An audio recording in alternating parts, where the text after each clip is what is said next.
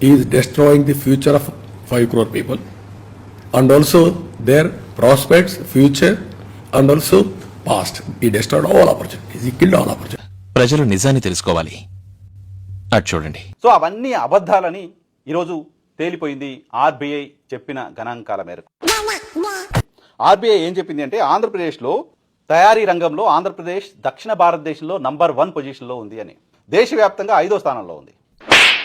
దాంతోపాటు పారిశ్రామిక అభివృద్ధిలో తయారీ రంగంలో నంబర్ 1 ఉంది. పారిశ్రామిక అభివృద్ధిలో కూడా ఆంధ్రప్రదేశ్ రాష్ట్రం దక్షిణ భారతదేశంలో నంబర్ 1 పొజిషన్లో ఉంది.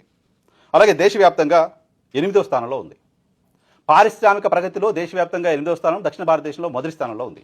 ఇది కూడా గతంలో ఎప్పుడు ఆంధ్రప్రదేశ్ రాష్ట్రం చూడనిది. 2019 నుంచి 2024 మధ్యలో జగన్మోహన్ రెడ్డి ముఖ్యమంత్రిగా ఉన్న సమయంలో మాత్రమే ఈ స్థాయి ప్రగతి సాధ్యమైంది.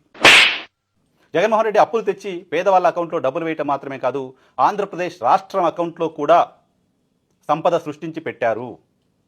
ఆంధ్రప్రదేశ్ రాష్ట్రానికి కూడా సంపదని సృష్టించారు. ఆంధ్రప్రదేశ్ రాష్ట్రానికి సంబంధించిన ప్రగతిని కూడా పరిగెత్తించారు.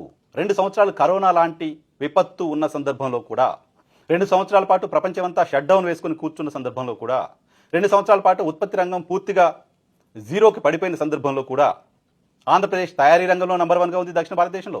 ఆంధ్రప్రదేశ్ పారిశ్రామిక వృద్ధిలో కూడా నంబర్ 1లో ఉంది దక్షిణ భారతదేశంలో.